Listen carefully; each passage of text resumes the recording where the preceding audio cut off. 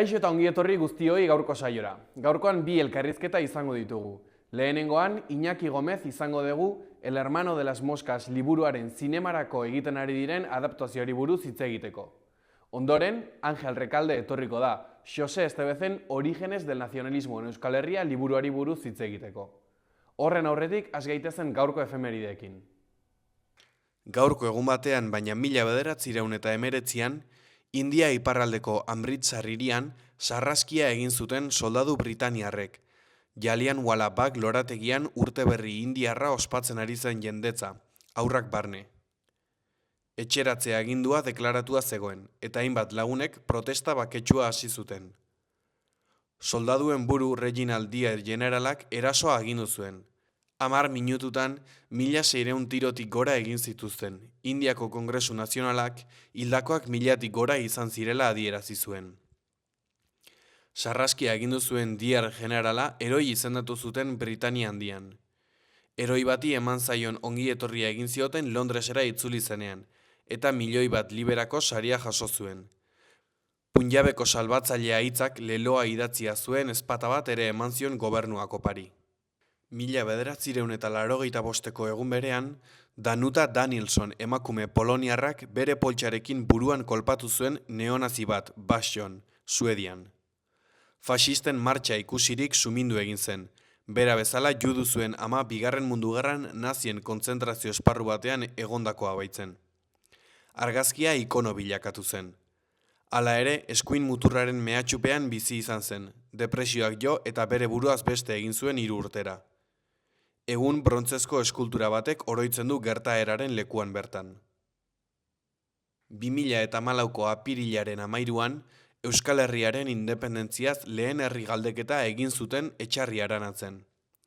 Herri ekimen bidez antolatu zuten galdeketa, eta erroldaren 48%ko parte hartzearekin independentziaren aldeko hautuak irabazi zuen. Zenbatutako 851 botoetatik 804 eskuratuta.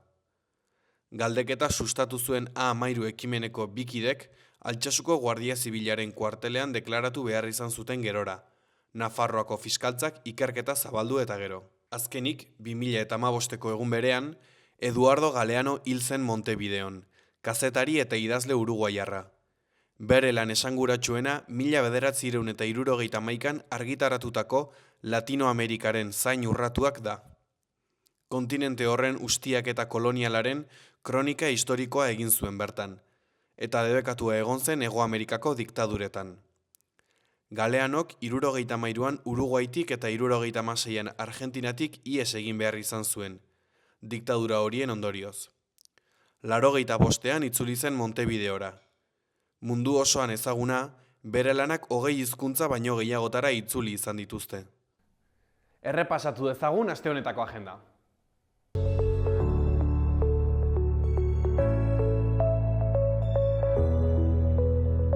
Apirilaren 14an, asteartean, Musink 26. zinema. Gerard Corbioren La Pasión del Rey, Kondestable Zibiboxean arratsaldeko 7:00 Doako sarrera izango da, baina aurrez izena eman da. Egun berean, arratsaldeko 6 Sanduzelaiko Zibiboxean, zinemako emakume heroiak. Marjam Touzaniren Adam filma. 18 urtetik gorakoentzat izango da eta doan, aurrez izena eman da. Azkenik, egun bererako, primeran zahartzen den zineman, Clint Eastwooden Gran Torino Mendillorribko Zibiboxean. Hau ere, 18 urtetik gorakoentzat, doan, aurrez izena eman da. Ikusi entzun txalo egin, hitzaldia, monumentua. Pompelo Zibiboxean arratsaldeko 6 doan, edukiera bete arte.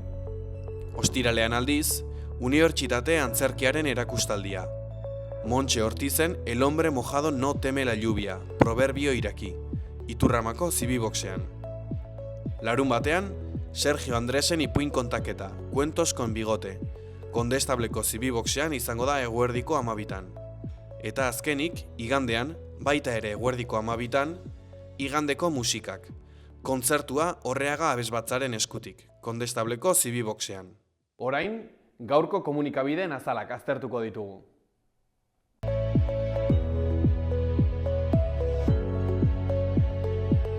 Diario de Noticias egunkarian horrela dio lerroburu nagusiak. Gizon bat atxilotu dute bere bikote ohia hil ondoren, 3. solairutik salto egitean. Lehenengo puntuan, Arelis del Carmen Jimenez, 37 urtekoa, Sanduzelaiko eraikin batetik erori zen korapilatutako arropak konpontzen saiatzean. Ikerketa zabalik dago oraindik. Bigarrenean, atxilotuak urruntze agindua zuen etxeko tratu txarrengatik. Argazki nagusian, Osasunako jokalariak 1980ko taldearekin posatzen, omendu zutenarekin. Honen titularrean, omenaldi osatu gabea retro ekitaldian. Osasunak ezin izan dizkio garaipen hauek 80an igozen taldeari eskaini. Osasunak betiz menderatu zuen, baina berdinketa baino ez zuen lortu. Tartean, horiz, gimnasia erritmiko egokituaren txapelketak talentua eta kirolean parte hartzea erakusten du. Eskuineko berrietan, goian, Xabier Irujo idazle eta historialariak dio. Gernikara eramatea justizia eta oroimen ekintza bat da. Ondoan, Iranen eta Estatu Batuen arteko mesfidantzak negoziazioak oztopatzen ari da. Jarraian, Peter Magyar oposizioko buruzagiak 16 urteko Orbanen garaia amaitu du Hungarian. Azkenik, UPNek erdi hilardi txaletak doan aparkatzeko baimena eman du hilabetez. Diario de Navarra egunkarian horrela dio lerroburu nagusiak. Trumpek Hormuzko itsasartea blokeatzeko agindua eman du, energia krisia okerrera eginez. Iranekin izandako negoziazioen lehen porrotaren ondoren hartzen du erabakia. Irudi nagusian Ante Budimir, penaltiz berdinketaren gola sartu zuena, gola ospatzen Errando eta Ruben Garziarekin batera. Honen lerroburua, jauzi ez osatu bat. Osasunak hasiera txarraren ondoren erreakzionatu zuen, baina puntua ez zen nahikoa iruditu. Ezkerreko berrietan, argazkian, gertakariak gertatu ziren Sanduzelaiko kaleko 4. ataria. Pertsona bat atxilotu dute Iruñean emakume baten heriotzarekin lotuta. Azpian, berandu batzordea, pista gehiago baina oraindik ez da lotura gakorik aurkitu. Azkenik, eraikuntza zentroak Europako laguntza jasoko du atzerapena izan arren. Goiko berrietan, Blanca García Orea eta bere elikadura gakoak. Ondoan, Javier Lakuntza gaiteroa hilda. Azkenik, Luis Arbea, bizitzaz gozatu behar dezu. Gara egunkarian horrela dio lerroburu nagusiak. Pertsona bat atxilotu dute Iruñean eraikin batetik eroritako emakume bat hil ondoren. Agintariak Sanduzelaiko leiho batetik eroritako emakume baten heriotza ikertzen ari dira. Gizon bat atxilotu dute urruntze agindua urratzeagatik. Argazki nagusian, Trump mundua Hormuzko itsasartean nahasten saiatzen ari da. Tartean, batetik, Hungaria. Hungariarrek Orbanen 16 urteko erregealdiari amaiera eman diote modu ikaragarrian. Bestetik, Kopako finalaren aurretik. Itzulera heroikoekin, oihuekin eta 3 entrenatzailerekin izandako proba lazgarria. Azkenik, Liga. Osasunak berdindu egindu Betisen aurka. Atletikek galdu egindu Villarrealen aurka. Eskuineko berrian, erreportajea Aritz Intxusta. Desagertzear alda pai programa D eredutik? Euskal Herria irratiari dagokionez, honela diote berriek. 37 urteko emakumearen heriotzarekin zerikusia izan dezakeen gizon bat atxilotu dute. Indarkeria matxistagatik ezarria zuen urruntze agindua urratzeagatik atxilotu dute gizon bat Iruñean. Igande goizaldean 37 urteko emakume bat hil zen. Antza, 3. solairuko etxebizitza bateko leihotik erorita. Iruñeko Sanduzelaiko auzoan izan da gertaera. Gertatutakoa ikertzen ari da polizia. Eskuineko berrietan, goian, bihar amaituko da epea Sanferminetako kartel lehiaketan parte hartzeko. Iruñeko festa handien irudia aukeratzeko prozesua abian da. Apirilaren 14 arte aurkezten ahalko dira afixa proposamenak lehiaketara. 2026ko Sanferminak sustatuko dituen kartelarentzako saria 5.000 eurokoa da. Beheko berrian, Gurseko konzentrazio esparruan gogoratu dituzte han izan ziren nafarrak. Gurseko konzentrazio esparruan izan da Nafarroako gobernuko bigarren presidente orde, Ana Ollo. Esparru horretan 1929 eta 55 urteen artean izandako Nafarrak gogoratu ditu. 500 errepublikar ingururen memoria izan dute gogoan, faxismoaren eta gerraren kontra eta demokraziaren eta bakearen alde. Behar duzun guztirako aseguru bat dago. Nire auto elektrikorako? Jakina, eta nire bizikletarako, Eta nire patineterako? Eta autonoma banaiz eta bajama nago? arazorik gabe. Badago zerbait nire maskotarentzat. Noski, Bidaian goaz. horretarako ere bai, eta behar duzun guztirako. Guztirako? Benetan? Bai, bai, eta bai. Informazio gehiago aseguruak.laboralkutxa.eu zen. Bada beste modu bat.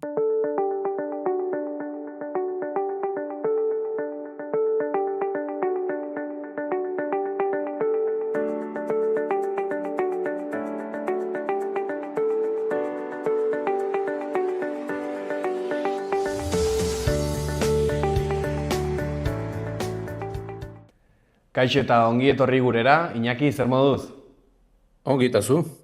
Ongi, gaur zuekin hemen, El hermano de las moscas filmari buruz hitz egiteko, aukera ezin hobea, liburu polit bat ezagutzeko eta eskuartean daukazuen proiektua kontatzeko, pixka bat, konta eguzu Iñaki zeinen eskuartean daukazuen proiektua. Bueno, proiektu hau Arizu Bilaga eta Aitor Etxanizek idatzitako gidoi batean oinarrituta dago, baino berez gidoi hori era berean oinarrituta dago Jon Bilbaok idatzitako eleberri batean, eleberri motz batean, titulo bera duena, eta bueno, Aritz eta Aitorrek ekarri zigutenean Bixagura produktorara beraien gidoi hau, egia esan asko gustatu zitzaigun.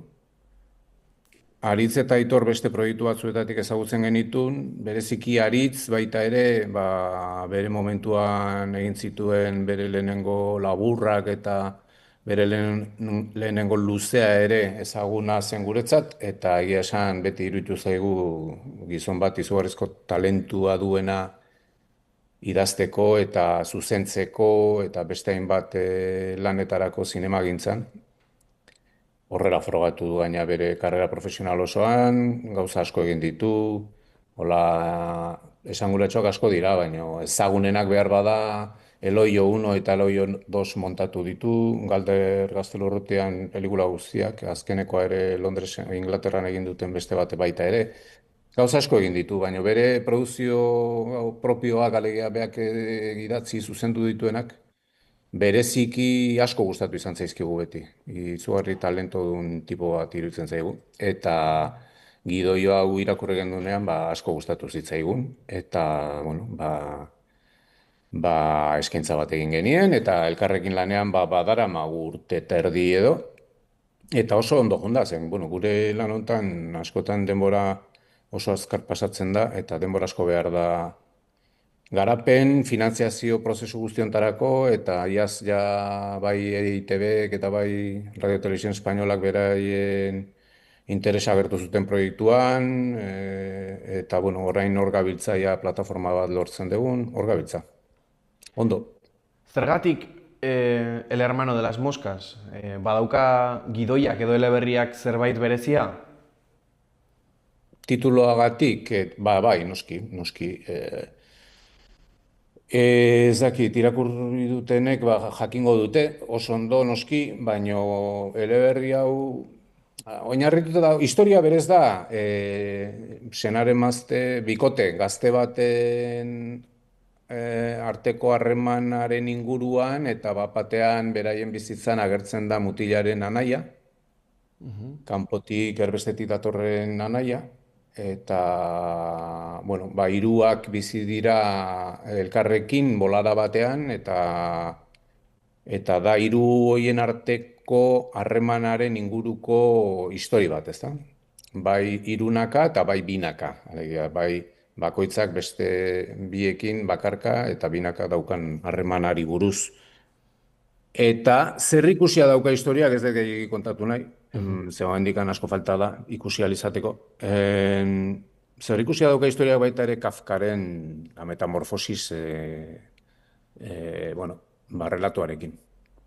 Orduan, hor sartzen dira gure euliak martxan. Zure lana ekoizle gisa horrelako proiektu batean zein da?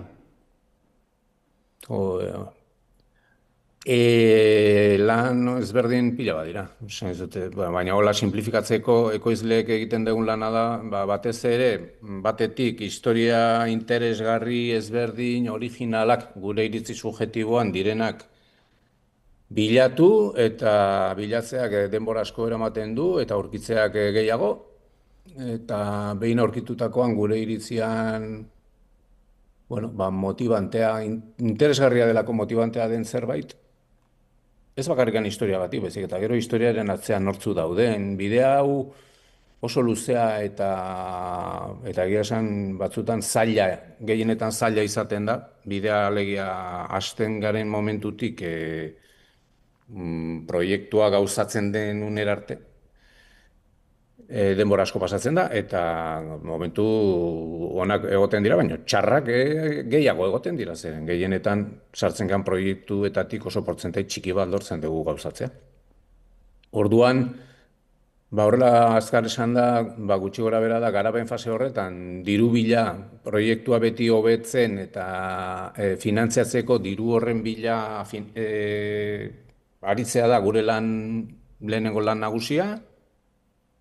Bide horretan paraleloan lantaldea osatzen joatea, alegia gidoilari eta zuzendariekin batera proiektua gauzatzeko behar den batez ere departamentu bakoitzeko arduradunak topatzen joatea, eta era berean baita ere, kastina ere, nolabaiteko kastin bat konkretatzen joatea baita ere, proiektua partekatuz guzti horiekin, alegia departamentu bakoitzeko arduradunekin, eta baita ere kastina osatu nahiko genuken jendea, eta beren ordezkari edo representanteekin, eta bar. Bide hortan proiektua aurkezten dugu, gure ustetan finantziazio iturri interesgarriak diren plataforma, telebista kate, erakunde publiko eta bazkide, inversore guztiei, banatzaile, zinearetoetako banatzaile, nazioarteko banatzailei. Eta guzti hori ondo ateratzen denean, proiektua gauzatzea. Proiektua gauzatzeko nahiko diru bildu degunean eta baldintzak daudenean, zen gero horren kajatu behar dira agenda pila bat, bai lantalde teknikoarenak, castingarenak eta bar. Eta gauzatzea, errexena gauzatzea da. Behin ja diru daukazunean eta guzti hori, errexena eta azkarrena gauzatzea da. Claro, eta gauzatzea da, rodajea egitea, montajea, postproduzioa, banatzailearekin batea adostea noiz, nola, non estrenatuko den, zinemaldietara joango den, ze zinemaldietan ikusten dugun interesgarrien izan daitekela, bai Euskadin, bai Estaduan, bai nazioartean. Eta, hori. Honen inguruan, bai galdetu nahi nizun, askotan lan hau akaso ez da ikusten, baina bai ikusten dena da, denok ikusten dugu zinean pelikula bat ikustean kreditutan zenbat jende dagoen lanean. Eta bai galdetu nahi nizun nola den lan guzti hau egiteaz gain, hainbeste jenderekin lan egitea. Nola kudeatzen da hainbeste pertsonako lantalde bat? Azkenean, nolabait esateko, enpresa txiki bat sortzen da momentu batean, oso motxa, efimeroa, baina hilabete batzuetan, da nolabait ozein enpresako organigrama bat bezala, ez da? Nolabait gidoilariak daude, aldamenean zuzendaritzaren inguruan osatzen da lantalde bat, departamentu ezberdin bakoitzeko arduradunez osatzen dena. Arduradun horrek bere departamentua osatzen du. Arduradunak dira argazki zuzendaria, castingaren zuzendaria, jantzitegikoa, makillaje eta pelukeri eta guzti horretako zuzendaria, produzio zuzendaria noski, koordinatzaile nagusia dena eta aurrekontuak kudeatuko duena, soinuaren taldeko zuzendari eta diseinatzailea, arteko zuzendari eta diseinatzailea, Hoiek dira departamentu bakoitzeko arduradunak, eta arduradun horiek beraien lantaldeak osatzen dituzte. Neurri batean badute lantalde gutxi gora bera egonkor bat dena, baina gero, hau oso mugikorra da, eta batzuk osatzen dute lantalde bakoitza, beste batzutan beste batzuk. Eta hoien inguruan ere daude gero baliabide tekniko eta makinaria guztia eskaintzen dizkiguten lantaldeak. Kamera taldea, argiztapen taldea, makinaria berezi taldea, teknologia guztiak kudeatzen duen taldea, dekorazio taldea, dekorazio guztiak gauzatu eta beste batzutan manipulatu behar dituztenak, VFX taldea, gero eta gehiago, gaur egun ja badirudi ezin degula VFX gabe, efektu digitali gabe pelikularik egin. Eta hor, pentsa dezakezuen bezala, lantalde bakoitzak eduki dezake desente jende, eta hori noski beti aurrekontuaren arabera. Eta hor, osatzen joten da, lantalde handi bat. Gu hasi ginenean, lantaldeak, gu hasi ginenetik izugarria handitzen joan dira, eta gero bestalderak eta oso interesgarri bada, izen asko azaltzen dira pelikuletan, baina zuek konparatu egun batean, zenbat zerrenda luzea dagoen guk egiten ditugun pelikulen artean, eta konparatu adibidez Estatu Batuetatik eta iristen diren pelikulekin. Askoz luzagoak dira Estatu Batuetakoak, eta hori aurrekontuen bitartez errez justifikatzen da. Aipatu duzu, duela urte terdi gutxi gora bera zinatela lanean, eta okeraz banago grabaketekin 2027 aldera hasiko zerate. Dena ondo baldin badoa, bai. Dena ondo baldin badoa. Aurre ikusten duzu erronkaren bat grabaketei begira? Asko daude, zen pelikula hontan, pelikula gaur egungo estandarretarako txikia dela esan daiteke, aurrekontu aldetik txikia izango da, mediatik bera edo, mediatik gaur egun estatuan rodatzen den aurrekontuetatik median edo mediatik bera ibiliko gea. Baina kalitatea bereziki oso ona izateko asmoa daukagu talde osoak, lantalde osoak. Aritzen inguruan bilduko den lantaldea ikaragarrizko eskarmentua eta oso kalitate handiko lanak egin dituen lantaldea da. Eta jendean ikuste eta harrituta geratuko dela. Zen, aritz ezagutzen dutenek eta lehen aipatu dizuedan bezala bere lehenengo laburrak eta ikusi dituenak ikusiko du zenolako detaile txikietan zenolako lan finak egiten dituen tipoa den. Bai irudi aldetik eta bai soinu aldetik. Eta bere inguruan osatu den lantaldea bera bezalako txea da. Orduan, denbora emango du eta grabaketa eta pospoa eta guzti hori nahiko konplejoa izango da. Berez, dagoeneko biltzen hasi dira, lantaldeko buru batzuk aritzekin gidoiaren irakurketa zehatzak eta egiten. Zein publiko da helburu nagusia edo ze publiko hori dijoa zuzendu da film hau? Hasteko nik uste dut pelikula ikustera ausartuko den mundu guztiari gustatuko zaiola. Sartu egin behar du. Bestela... Baina ziur nago, inor ez dela aterako pelikulatik, beste edozein pelikulakin ateratzen den sensazioarekin. Zeren proposamena nik uste dut oso originala izateaz gain, estilo aldetik eta diseinu aldetik, produzio diseinu aldetik eta produzioen baloren aldetik oso potente izango da, eta zezanik ez, casting aldetik, eta bar. Itzegin aldezue... Esan nahi dut. Oso irekia den pelikula bada, thriller, suspense, hor kokatuko nuke, drama, thriller, suspense... baina oso gustora ikusiko den pelikula bat izango da. Gero beti Zehaztuta- bezala batzuk gustatuko zaien nola bukatu den, beste batzuk beste bukaera bat nahiko lukete, eta bar. Hori, bueno, hori ezinbestean gertatuko da, ezta? Hori ezin da Baina, ekidin, hori, imaginatzen hori dut. norbere gustora egiteko, norbeak bere pelikulen beharko luke. Erabakita daukazue edo hitzartuta daukazue, ez dakit, agian goizegi da, jakiteko noiz, nola estreinatuko den film hau, ea jaialdiren baten estreinatuko den, edo nola izango den? Hori pelikula ikusten denean, hasten da jendea erabaki horiek hartzen. Esan nahi dizut, guk bueno, pelikulari buruz hitz egiten hasiko gea ja gauzatzera goazenean beste eragile batzukin, baina pelikula ikusten duten arte ezingo dugu hori jakin. Bueno, gustatuko litzaiguke gure herritik hastea eta Euskaditik hastea zinemaldi egokiren batekin, baina haizu. Beste ozein lekutatik eskaintzen badigute aukera, ez dugu hor inor diskriminatuko, no? Kanesetik deitzen badigute gustora jongo gara.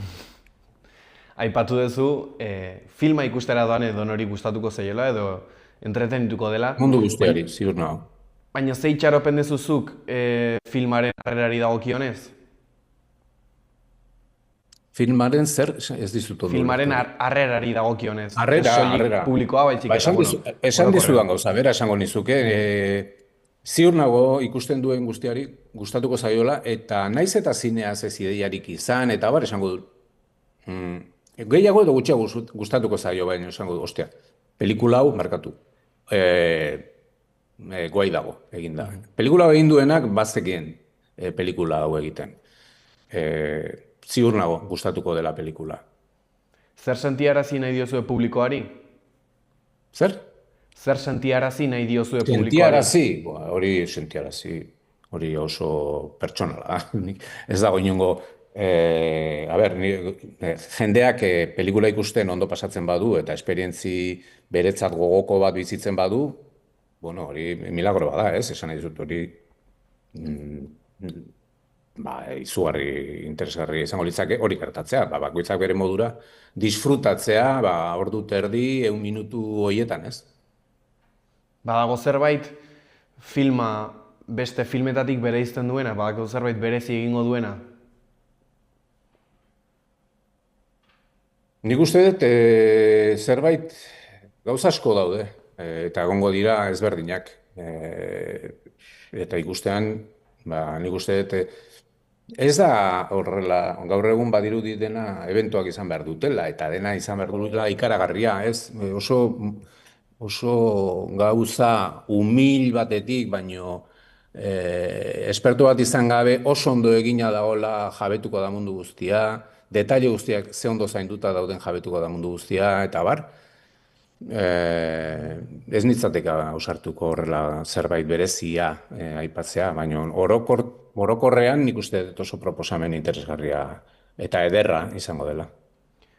Imaginatzen dut goiz dela hori galdetzeko, baina galdetu behar nizun, badago zerbait zuretzako pertsonalki edo uste duzuna publikoak gehiago baloratuko duela, ez dakit, historian zeharreko gertakizunen bat, irudi mota, musika, kontakizuna bera?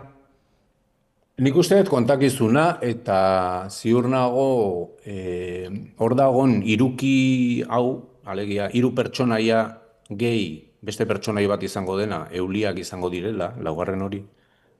Hoien arteko harremanaren bilakaera eta harremana bera nolakoa eta nola kontatuta dagoen, nik uste dut hori jendearen barruan geratuko dela tarte majo bateako. Gidoi hau sortzerakoan, zenbat erabili da inspirazio pertsonala edo zenbat moldatu da eleberritik?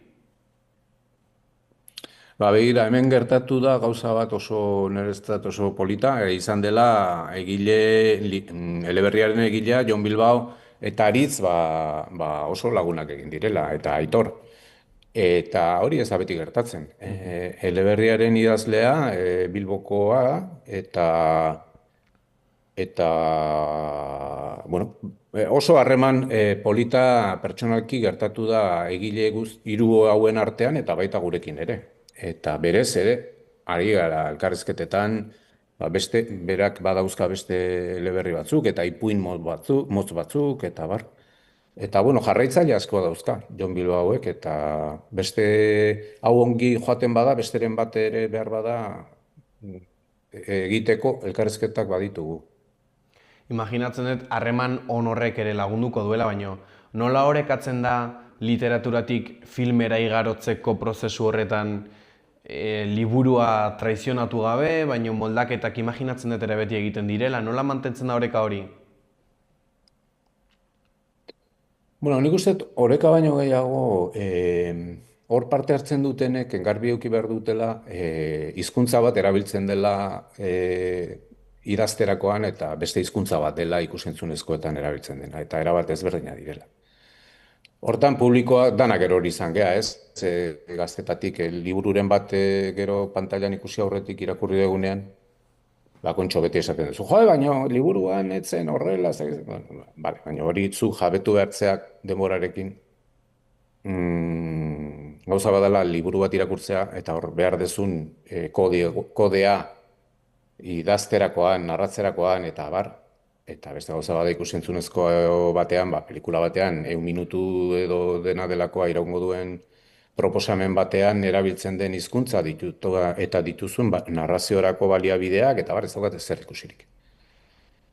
Eta publikoaren predisposizioa, naiz eta pertsona berdina izan ere, ez da berdina. Zu irakurtzen naizenean jarrera batekin zaude, eta histori bat, modu jakin batetara idatzita dagoela, hortara zure inteligentzia osoa hor daukazu kokatuta, eta pelikula bat ikustea zoazenan, zu zeuk ez daukazu zer ikusirik aurreko pertsonarekin. Orduan, hortaz nik uste denborarekin jabetzen zehala, bi hizkuntza ezberdin direla, eta kasu honetan, normala den bezala, profesionalak dira, bai idazlea eta bai gidoilariak, eta oso ondo elkar ulertu dute nola egin behar den transizio hori, eta nola liburuan funtzionatzen duten gauza guztiek, ez duten berdin funtzionatuko pelikulan, eta transizio hori oso modu egoki batean ikuste dut egin dutela. Aipatzen zenuen, bai irakurtzerakoan eta ikusterakoan film bat ez gerala pertsona berdina, eta horren inguruan galdetu nahi nizun, ea nola egiten den musika eta soinua film batean sartzeko, hau da, liburu batetik datorrenean zehazki. Zerbait soinuri gabe dagoenean, eta batean soinu bat jarri behar diozu, musika bat jarri behar diozu, nola egiten da hori, nola moldatzen da eszena bakoitzera? Hori behar bada, nik uste beste elkarrizketa bat emerko diozula zuzendariari eta nola ez musikaren egileari eta soinuaren diseinatzaileari. Lehen nik esan dizkizudan ekoizlearen lanak bastante dira, baina hain gai sorkuntzarekin zerikusia duen horretan, esan dizkizudan pertsona horiek askoz ere egokiago azalduko dizute zen.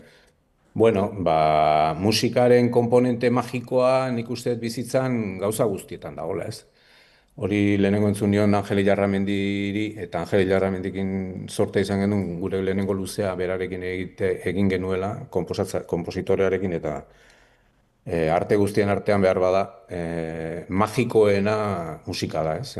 Eta lortzen duena edozein pertsonaren animoan aldaketa bat, belarriekin bakarrik, ez? Osea, belarrietatik sartzen zaizu soinu bat, eta zure egoera psikologiko eta inkluso fisikoa aldatzeko gai da musika bat, ez? Kontxo, hori zugan egiteko gai den zerbait,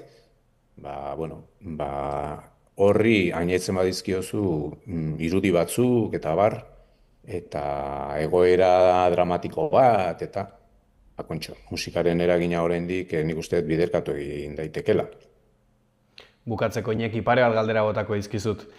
Zuk dagoeneko, zuk eta pixagukoek egin dituzue ekoizpen batzuk, alderatuta egin dituzuen ekoizpenekin zer moduzkoa izaten ari da hau? Erresa, zaila, erosoa, erronka bat izaten ari da, nolakoa izaten ari da?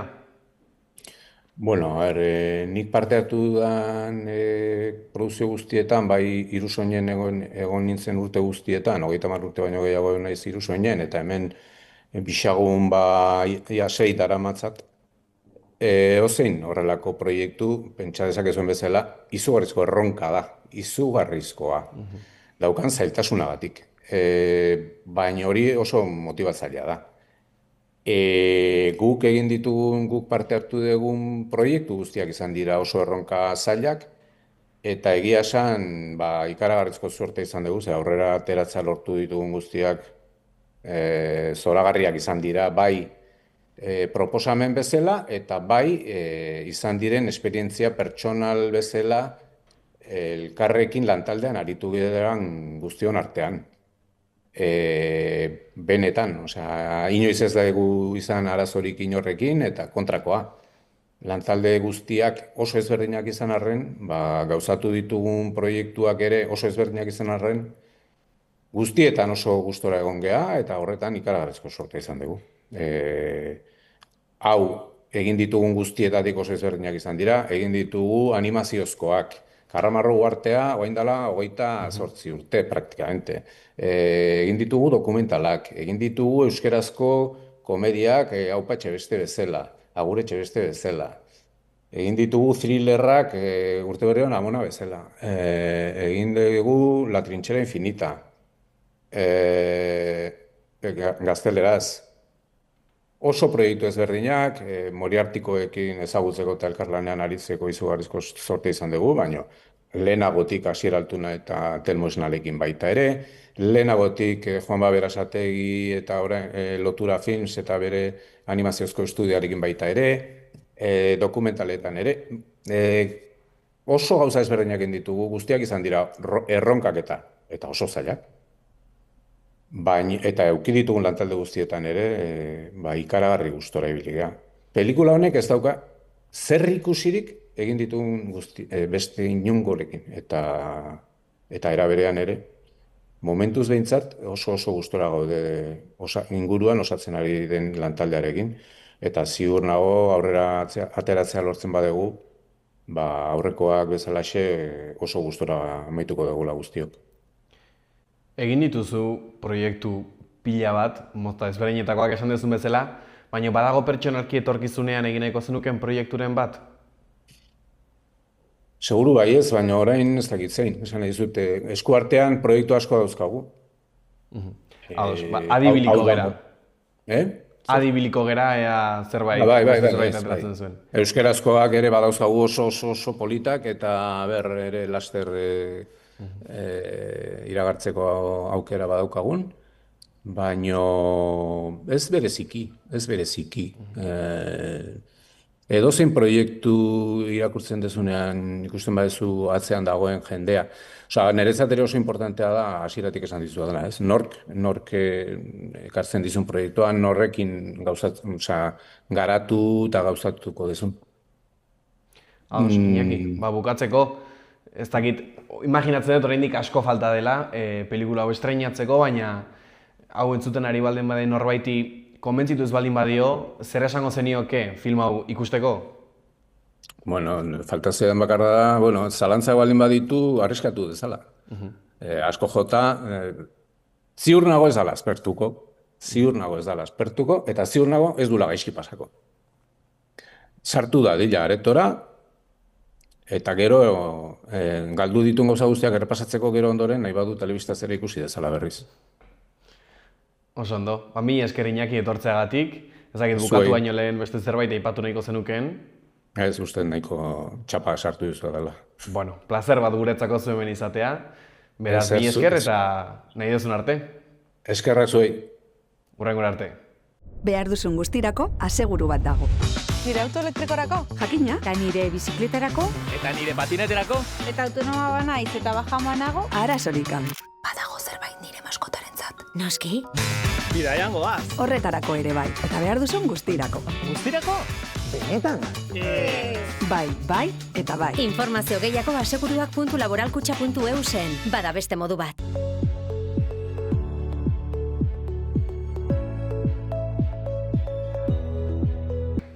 Gaur girona hasia izango dugu eta tarteka zaparradak egingo ditu.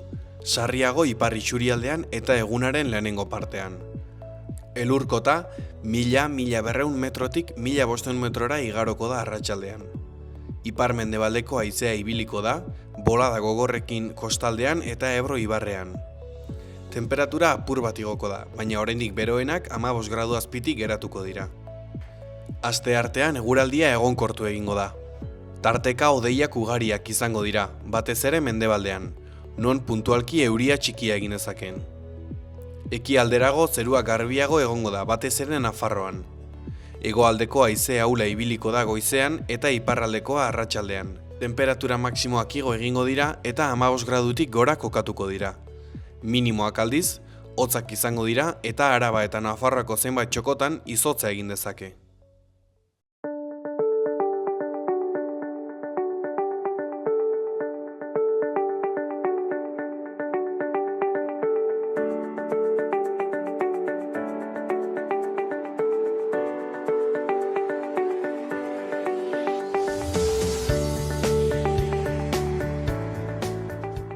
Kaixo eta ongi etorri gurera, Angel, zer moduz? Ondo, egunon eta beti bezala gustora zuekin. Plazer bat zuen hemen izatea. Gaurkoan, zu idazlea izan arren, zuk idatzi aztezun liburu bat, aurkeztera etorri zera, konta eguzu zeinen liburua, norena den, konta eguzu pixka bat. Bai, ezagutzen dut batez ere, ni harreman handia izan dudalako egileekin, Xose Estebez, gallegoa, eta nik egin nion edizioa, zuzenketa, irakurketa, berarekin kontrasteak, aldaketa batzuk azken momentuan eta hori. Baina, ze esan, lehendabizi esango nuke liburu hau bitxia dela zentzu baten. Lehendabizi Navarraldekoek atera genuen. Oso liburu ona iruditu zitzaigun, atera genuen, baina, dakizuen bezala, Navarralden daukagu ez geha editoriala, gu geha ikasketa edo estudioen talde bat. Orduan, jendea daukagu eta guretzat egiten dugu lana, ez? Eta, pena bat zan, olako liburu, mardula interesantea, oso ondo zentratuta eta hori, gure artean gelditzea. Eta orduan, pensatu genuen hori publikora ateratzeko, hobezela argitaletxe potente batek zabaltzea. Eta hitz egin genuen lagunekin, ereingo lagunekin, eta proposatu genien, eta orduan beraiek atera dute, bigarren edizioa, nolabait esateagatik. Osea, guk egin genuen tirada bat, 300 ale, eta gutxi gelditu zen, baina lehendabiziko momentotik. Baina gu ez geneukan, gero ez genuen rentabilizatuko, eta orduan esan genien, eta beraiek hartu zuten, irakurri, horiek kritikoa dira, eta horrek ere, nolabait, balorazio bat baita ere ematen dio liburuari, ez, merezi duela. Bigarren edizio bat, eta gainera beste maila baten. Hoi da, lehendabizi esan behar dena, hoi da. Liburua nola aurkeztuko zenuke? Zer da liburua? Zer kontatzen du? Nik esango nuke, gure herrian badagola fenomeno bat, fenomeno politiko-sozietario bat, eta da soziopolitiko esango nuke, eta da abertzaletasuna nazionalismoarena. Politikan gertatzen den bezala mito asko daude. Eta hor dago, gure artean, oso presente da gaurko protagonista bat, nolabiteko sujeto politiko bat gure herrian, eta beti bezala mitoak, nolabiteko, ez dakit, olako ideia batzuk egina, beti da nikola, eta liburu hau dator hori pixkat kuestionatzea, eta bestelako ezagutza ematea, zentratua. Lehen komentatu dugun bezala, hemen badago ideia bat, eta da, Euskal Herriko nazionalismoa PNV da, eta Sabino Aranak sortua. Eta orduan, Bizkaian. Egia da Bizkaian lehendabiziko bultzada hartu zuela, eta hortik datorrela eta hori, baina honek, eta historialari ona da, Xosek esaten duena da, ez zela Bizkaian sortu, baizik eta Nafarroan.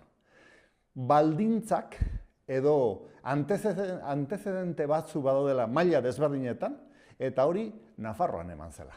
Eta antezedente horiek eman da bilduta eta bar, desenkadenantea ere Gamazada izan zen, eta Gamazada hemengo fenomeno historikoa izan zela. Hori izan zela desenkadente.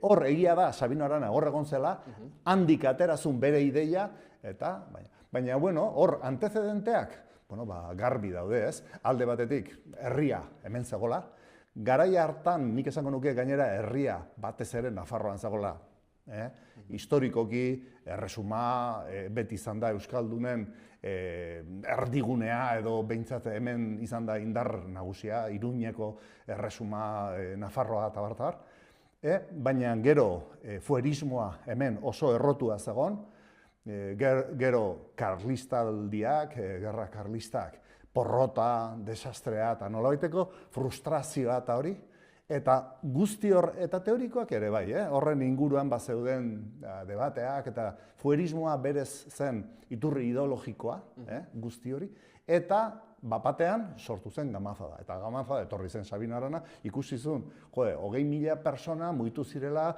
sinatu manifestua, manifetara eta bar, eta berarentzat izan zen hori ez, bapatean esan zuen, hemen kriston indarra dago. Hau zer, eta hortik dator.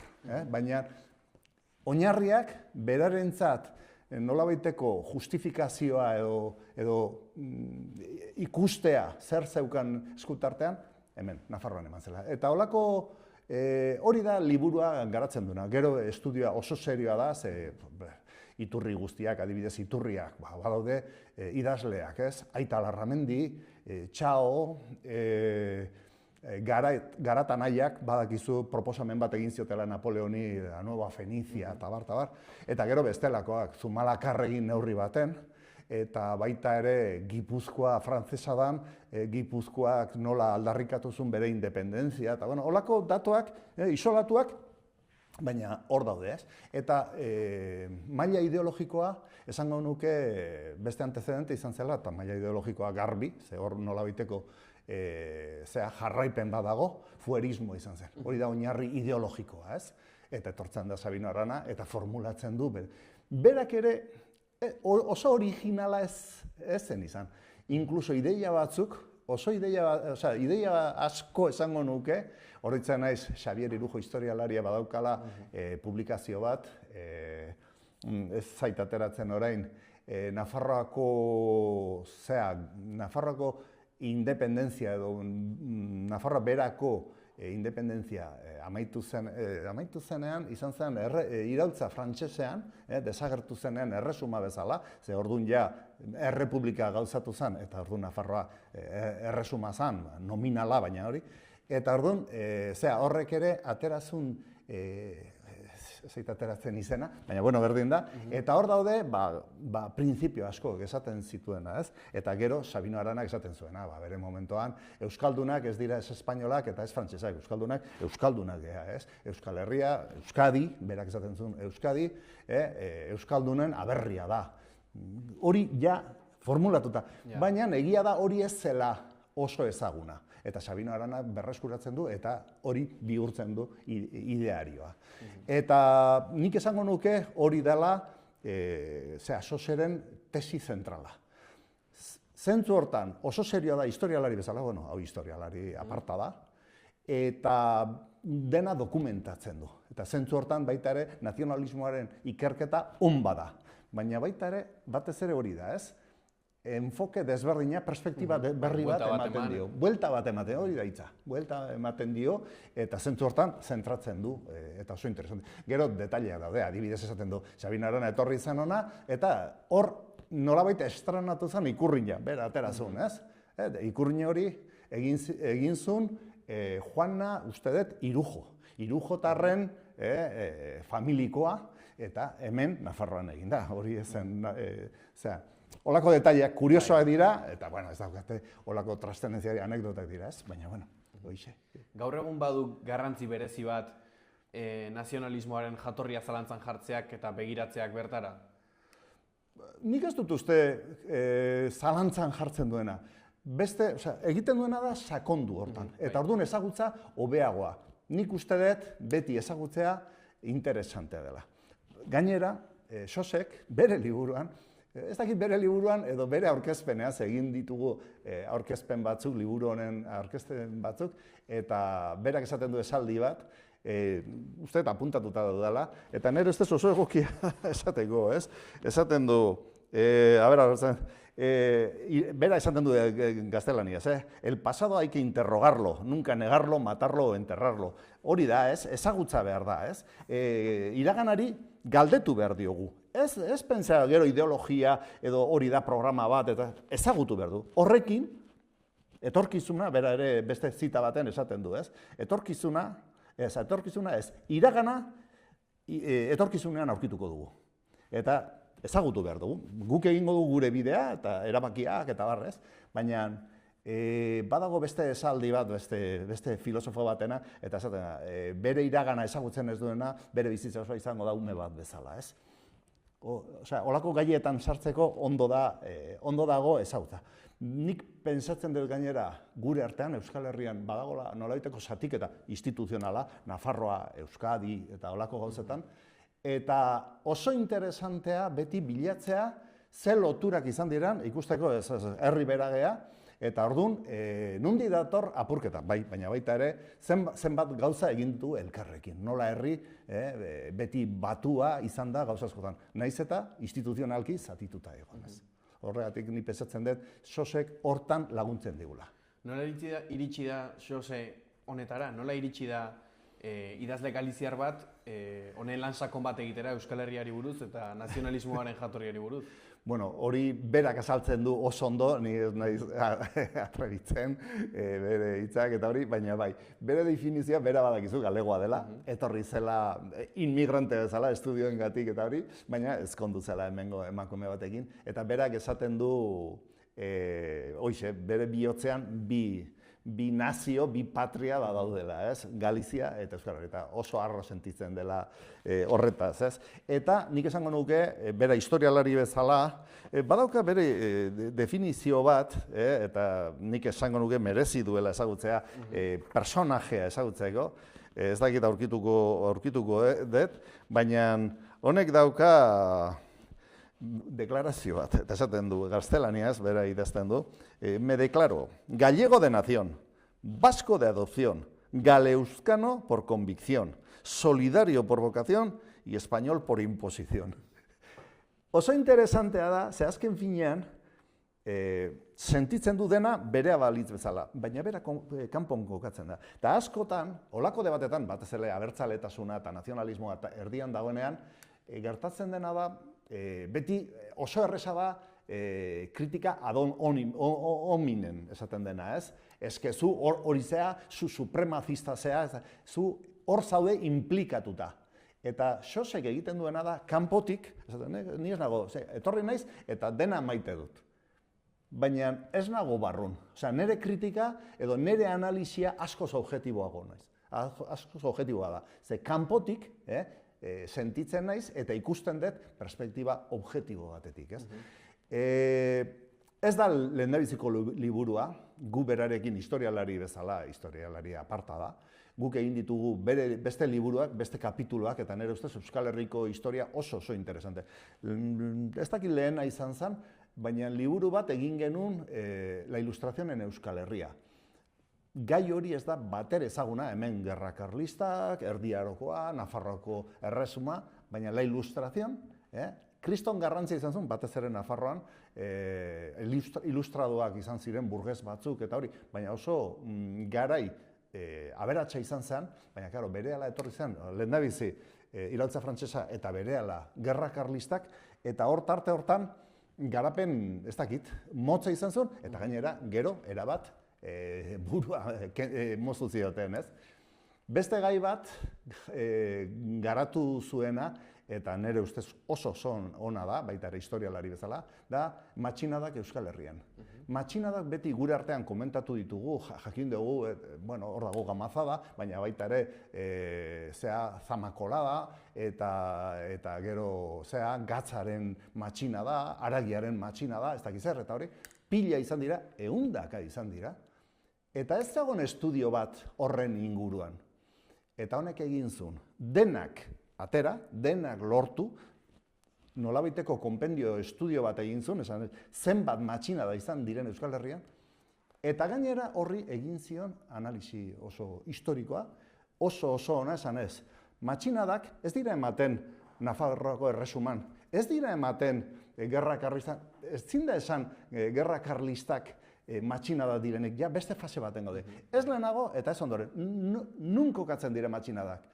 Esaten dena Antiguo Regimen, eta kontestu zehatz baten. Euskal Herria ja konkistatuta dagoenean, eta bizia irauteko mantentzen ditu foruak. baina foru horiek beti, ja nola konkistatuta zauden, ja ez dira propioak, ja dira neurri baten delegatuak edo onartuak, eta beti eskas, beti mugatua. Eta orduan, matxinadak kontestu hortan, beti geunden hemen bizirauten, baina limite. Eta orduan azkenean, bamba! Azkenean jende matxinatu, eta matxina da. Eta izan zen, Azpeitian, Bilbon, Iparralden, Zuberoan, toki guztietan, ez? Horri zen, sistema foralaren muga edo beti hor ez zela nahiko. Liburu hori bikaina da. Eta gero bere espezialidadea da Galeuzka. Hau da, Galeuskaren historialaria. Eta oso interesante. Orduan, nik uste dut beste fase hau zen. Nazionalismoa, bera Galiziatik etorri, berak esaten du, ikusten zuela sana enbidia bera esaten zuen horrekin, eta esaten zuen, jo, zergatik dira euskaldunak horrela, zergatik daukate olako indarra. Eta, bueno, hemen daukagu liburua, ez? Ulertzeko, zergatik euskalduna daukagu. Igual guk ez geneukan kapazitatea, nola gu involukratuta geunden, ba, hoixe ikusteko, ez? Justo horri buruz galdetu nahi nizu baita ere, aipatu duzu, kanpotik etorri izanak, naiz eta urte asko daramazkin hemen, ematen dio objetibotasun hori. Objetibotasunaz gain ematen dio beste zerbait agian aurre iritzi gutxiago izateak, estereotipo gutxiago izateak, ikerketari ematen dio sendotasun bat? Nik esango nuke, orain esan dezuna, bere ezaugarria dela. Hau oso historialari kritikoa da, kritiko ez du esan anarkista edo kaotiko, da, hain zuzen zuk esaten dugu, guazen, gauzak ikustea, dokumentatzea, seriotasuna, eta hoixe, aurre iritziak eta hori alde batera utzi, zentzu hortan oso serioa da, historialari bezala, nire ustez aparta dela, guretzat lujo bada. Egia da, honek egin duela, irakasle bezala, historialari bezala, bizitza luzea eta hori, eta orain erretiratuta dago, erretiroan. Baina, kapazitatea horrekin jarraitzen ditu gauzak egiten eta hori, eta, bueno, gero aparte esango dizut, idazle oso ona da. Oso tipo, da gozada bat, nik irakurlea naiz, eta irakurtzen diozu, eta esaten, hau da, estudio bat, baina irakurtzen diozu, novela bezala ez duk esango, baina badauka punto hori, rigor, ona dala idazten, ez? Eta gozada bat. Honek egin du, honetarako aurkezpen bat, karo, entzuten diozu hitzaldi baten, eta gozada bada, baina gero pasa zigun idatzita, eta ba, osea, literatura pura, oso, gainera dauka, gailegoek daukate ironia punto bat, eta idazle batengan hori ikustea da gozada bat. Osea, irakurtzen duzu, eta ze puntillo daukan, ez? Beti erdi humore, erdi zazta. Ondo, oso ondo dago. Gaur egun zer ikasi dezakegu liburuak lantzen duen horrekin? Bueno, nik uste dut ematen digula gure buruari buruz perspektiba berri bat, ez? Azken finean, horratzean dagona da, eztabaida bat, eta da, errelatoaren batalla beti, eta hor dago sujetoen nortasuna, gero, identidadea, eta barta, azken finean, errelatoaren batalla hor dago erdi-erdian. Eta guk asko irezten dugu errelato ofizialetik, beti, euskaldunak gea batzutan supremazistak, razistak, xenofoboak, erligiosoak, beatoak, osea, gu beti, lagun batzuk esaten zigutela, bai, beti jartzen da, nola esan, harrijaleak, devoradores de piedras, beti harria, ez dakit zer, eta beti nolabiteko, ez dakit, gero atera dira baita ere, 8 apellidos baskos, eta beti dago estereotipo pila guri buruz. Eta nik uste dut ikusi behar dugula beste perspektiba. A ber, ez da beti zilborrari begira egotea, ez? Baina nik uste dut olako estudio serioak eta hori beharrezkoa direla, olako prejuizioak eta olako errelato nazkagarria askotan alde batea usteko. Eta horretarako baita ere, zure burua hornitu behar duzu, prestatu behar duzu formakuntza batekin. Gutxi daukagu horretaz. Zein izan da nazionalismoaren bilakaera urte guztietan zehar?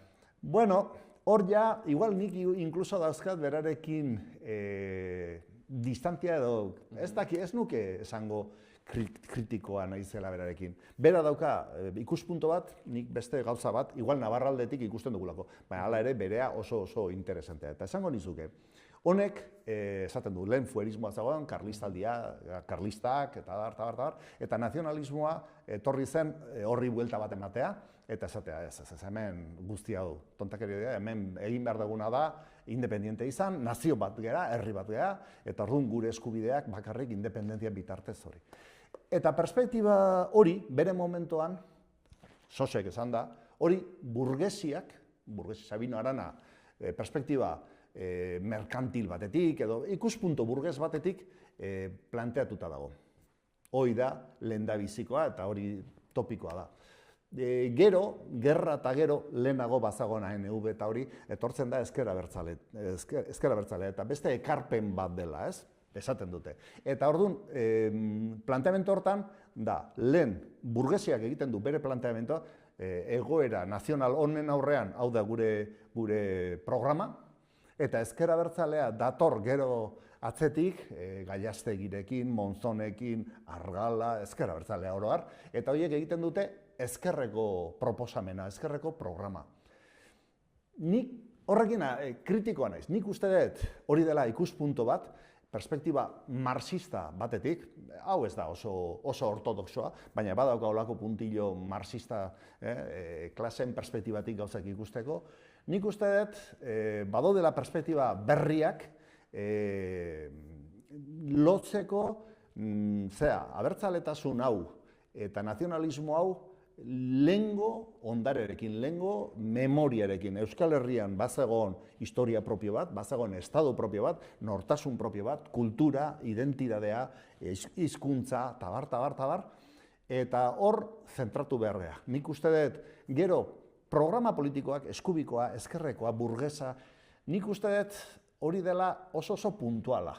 Inkluso onartzen hor dagola, eta beti olako joera ematen dela, baina nik uste dut herri bezala pixkat gainditu behar dugu eta ez dakit, perspektiba global bat garatu. Eta hori da Navarraldetik proposatzen. Orduan, hau kritika lagunen artean, eta ez da kritika da, bueno, beti daukazu, zu daukazu ikuspuntu bat, ni daukat beste bat, baina edozein kasutan, Xoserena oso garatua, oso ondo jantzita, erakutsita, planteatuta, tabartar. Osea, que, bueno, denak kontutan izan. Orain, aipatzen duzula hau agian iritzi ezberdinak, edo nola irakurri dazuzuk liburu hau zure ibilbidearekin, eta eragin dizu hausnarketaren bat, iritzi aldaketaren bat, planteamenduren bat? Hombre, ez dakit. Ez dakit esaten, galdetzen diazu, jartzen nauzu, ez dakit, egoera inkomodo baten. Ez. Esaten dizut, hau, bapatean jarri dazula, eta ez dut pensatu. Beti irakurtzen dazunean olako punto bat badago. Niretzat berria da honek egin duen planteamentoa. Ez nauk eskatzen, ez da niretzat bapatean erori zait ez dakizen mitoa ez. Ez. Aberatsa da, zentzu hortan adibidez esan dizuana. Beti pensatu dugu nazionalismoa, ezagutzen dugu nazionalismoa, Bizkaitik datorrela, eta Xosek demostratzen digu, ez, datorrela hemen zegoen egoeratik, eta hori neurri handi baten Nafarroan zegoen kokatuta, ez. Hori niretzat da, ez dakiz zer, konmozioa behintzat ez da, alderantziz, aberastasuna, eta arrazoia dauka. Horrekin, ez dakit, komodago sentitzen naiz, ze egia da. Lotzen dugu gero eman den, egia da, momentu baten, ordura arte Nafarroa zela Euskal Herriko erdigunea, hor zegoen indarra Iruñan eta bestea, gerra karlistetan indarra Nafarroan zegoen, baina bapatean 19. mendean dinamika hori trasladatzen da Bizkaira. Zeratik, sozialki, ekonomiko, kriston iraultza ematen delako. Iraultza industriala, inmigrazio aldetik populazioa, dirua, teknologikoa, sinismenen aldetik, ideologien aldetik, zetortzen dira sozialismoa, nazionalismoa, tabar, eta guzti hori, baldintza horiek Bizkaian ematen dira. Eta Bizkaitik dator. Orduan, guzti hori importantea da, kontutan izan behar da, baina ez dugu ahaztu behar hori. Eta nire ustez, denbora luze baten hori ahaztu dugu. Bapatean, Nafarroa, anaizarra, esaten zuen, anaizarra, eta nahi nagusia izatetik, azkena izatera, nire garaian hori esaten genuenean, Nafarroa Euskadi da, hori da minorizazio bat. Ez, Nafarroa da, Nafarroa, eta gu izan berrea berriro, enborrera hurbildu behar garenok, ez? Ze azken pinean erroak eta hori hor daude. Baina, bueno, igual dibagatzen dut, baina Konplexua dena da, lotuta dago, ja. ez? Komendatuko zenuke edonorentzako idazle hau eta liburu hau? Gomendatuko nituzke bi gauzak. Liburua interesantea da, azken finean, pentsatzen den nazionalismoa sujeto nagusia dela gure herrian, bestea da estadua, osea gaude borroka hortan, gure aldetik nazionalismoa, da indar politikoa, baina sujeto bezala nortasuna, kontzientzia ematen diguna, baina gero idazlea ere gomendatuko nuke. Idazle aparta delako, oso idazle ona, eta ez da, osea, liburu hau bada, baina besteak bai. Orduan alde hortatik, gozatzeko, ezagutzeko, liburu hau da, ona. Ze galdera sorditzak irakurlearengan? Bueno, nola kokatzen gehan, horren aurrean. Azken finean, lehen galdetu diazuna, bapatean getitzen, pixkat eskolokatu da, hoixe, azken finean, hau gurea da. Osea, hor kontatzen den historia, konturatzen bazea, orain iparralden, oraintxe, atera da, mankomunidadean, elkargoan esaten dena, lehendakari berri bat. Horren arte zegona, Etxegarai izan, makronista zan, eskubikoa, ezen kontrarioa, baina ezen aldekoa ere. Eta bapatean, konturatzen zea, ni oroitzen naiz, ni egon naiz iparralden, bizitzen, eta han abertzaletasuna oso minoritario, han zeuden eskubiko partidoak, eta neurri baten ezker, baina jakobinoa, PSF-koak eta hori. Eta halako baten minoria totala izatetik, lehendakari atera da abertzale bat. Eta gainera, ondo egin dute. Abertzale bat aukeratu, baina ezkerra eta eskubien aldetik. Osea, PNV ere azken momentuan, antzegon ezagutzen dut gainera, Alen Etxaleku, Alen Iriart da, Pello Etxaleku, PNV-koa, eta azken momentuan ikusi zuen panorama, eta guk ere botoa ematen dugu. Indarra da, gaurkoa esaten dudanean, etorkizuna da. Osea, epe motzean eta luzean, abertzaletasuna nire ustez sujeto nagusia dela Euskal Herrian, horregatik importantea da. Bukatzeko, Angel, lehen aipatu duzu, Xosek esaten duela, historia ez dela zalantza jarri baizik eta galdetu. Zergatia garrantzitsua historiari begiratzea eta historiari galdetzea? Gure burua kokatzeko. Hori importantea da. Galdera hori askotan esan digute, eta historia, memoria, ez da dira gauza berak, baina azken finean galdera honetan toki berak kokatzen, ematen dute, ez? Galdera hau egin ziaten horitzen naiz olako hitzaldi baten, eta hori zertarako da importantea. Kokatzeko, izateko, horrek ez dizu ezer konponduko, ez dizu emango erantzuna.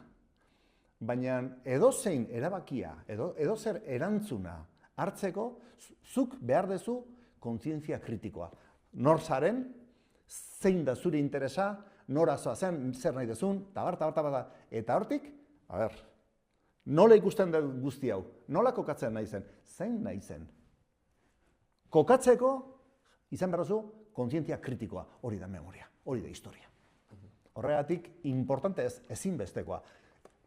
Badaukat apuntatut, baina ez dakit nork esaten zuen, esango dut nizuke gainera, bai, Joan Margarit, el pasado aguarda para nosotros mañana.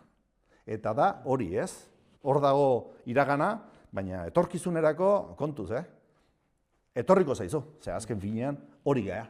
Eta, karo, guk egiten dugu etorkizuna, guk egiten dugu errealidadea.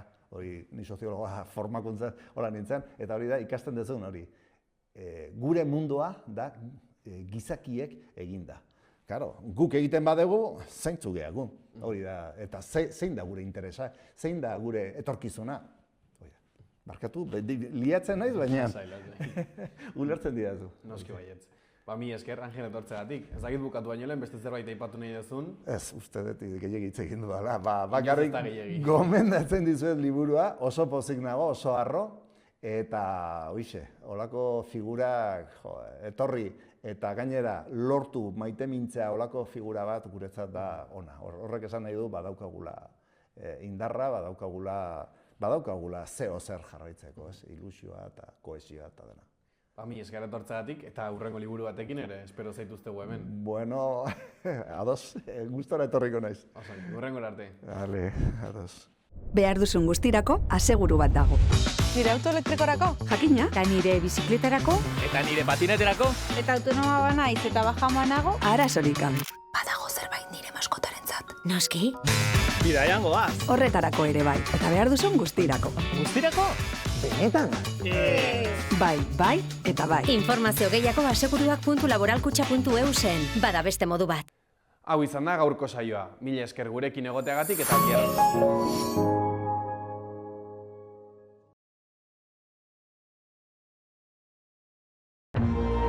Gobierno de Navarra. Nafarroako gobernua.